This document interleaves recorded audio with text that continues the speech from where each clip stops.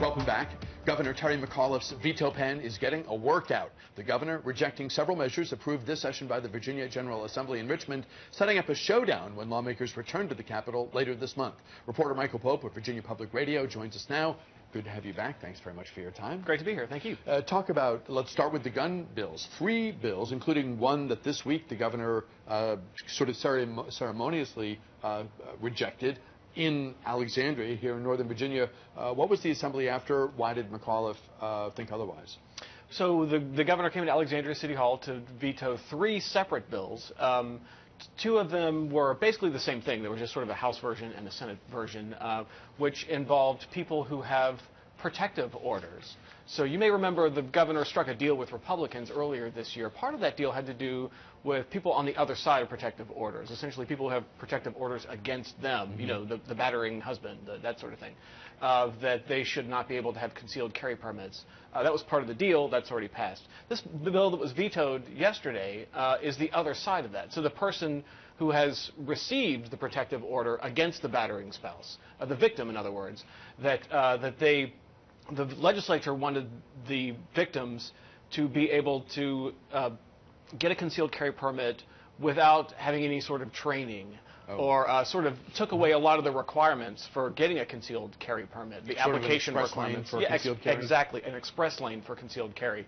And the governor said, hold on, that might not be a good idea. I mean, you might want to require some training. So that was 2 of the 3, and the third one?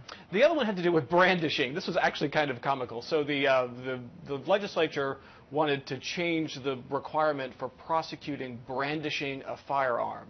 And the legislator wanted... waving it around? Yeah, right, exactly. So the legislature wanted to make the prosecutors prove that the individual who's convicted of brandishing did it with the intention of causing fear, right? So the governor vetoed that.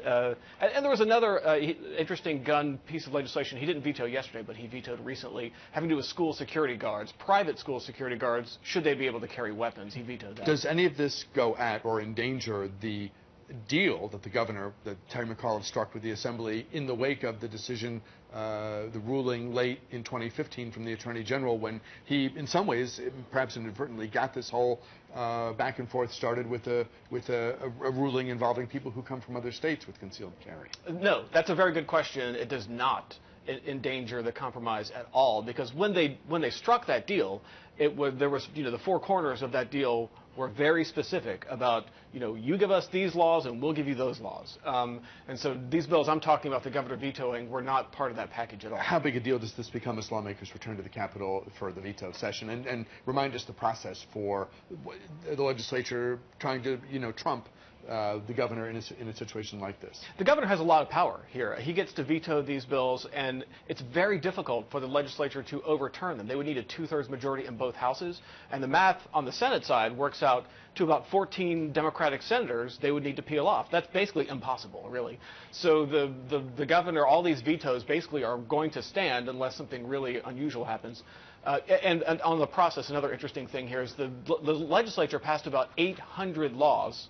The governor had to consider all of those and made about 20 or so vetoes. He still has to take action on about 30 or so, and the deadline for that is this weekend. And there's some big ones in there, or no? Do we know? The biggest one actually has to do with the death penalty. Virginia can't get these drugs to execute people, so the legislature wants to bring back the electric chair to execute people, and the governor has to make a very important decision on that. That'll be interesting. Of the other bills, the non-gun bills, where the governor has found them to be wrong and has vetoed them, which are you tracking most closely? Well, there are a number of them. One of, I'm sorry, the question was... of the non-gun. Oh, the vetoes, I'm sorry. Yeah. So the really interesting key vetoes, one of them had to do with the environment. The federal government wants to clean up coal-fired power plants, and Virginia has to come up with a plan of how they're going to clean it up. And the legislature said, hey, we need a role in this. We want a veto power over whatever the governor does. And the governor says, nope, we're going to do this without the legislature getting involved in this. Also, voting rights. The legislature wanted to take away authority from local election officials to cast out applications. So there's a box on your application form when you fill out to vote, and you have to check it if you're 18 or going to be 18 at the time of the election. A lot of people don't actually check that box because they don't see it, or for whatever reason don't check it.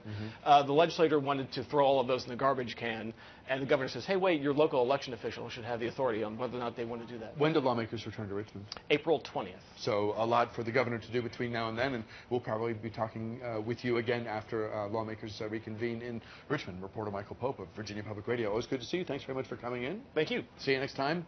When we return, how to get a beach bod by summer, if it's possible. Personal trainer Joseph Brandenburg will tell us how. Keep it here for that.